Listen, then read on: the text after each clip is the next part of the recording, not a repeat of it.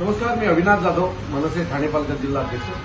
मी आता जी काही निवडणुकीची जी प्रोसेस झाली ज्याच्यामध्ये बिनविरोधच्या विरोधात एक याचिका दाखल केली आणि माझ्याबरोबर अनेक याचिका दाखल झाल्या.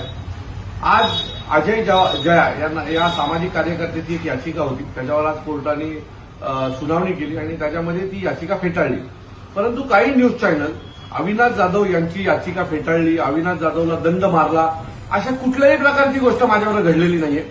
परंतु काही चॅनल्स आणि काही पोर्टल्स या खोट्या बातम्या काही राजकीय नेत्यांच्या मदतीने पसरवत आहेत. माझी याचिका कोर्टाने फेटाळलेली नाही.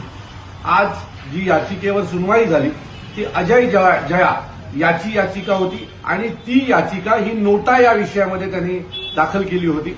माझी जी याचिका आहे ती तशीच आहे. कृपया माझी विनंती आहे या सर्व पोर्टल्स आणि न्यूज चॅनलला की कृपया खोटी बातमी पसरवू नका. तुमच्या पोर्टलवर जे टाकलंय ते डिलीट करा, नाहीतर मला असं वाटतं की तुम्ही चुकीच्या पद्धतीने समाजामध्ये चुकीचा मेसेज देण्याचा प्रयत्न करताय. अपेक्षित आहे माझ्या या व्हिडिओनंतर तुमच्या पोर्टलवर आलेल्या बातम्या तुम्ही डिलीट करा. धन्यवाद.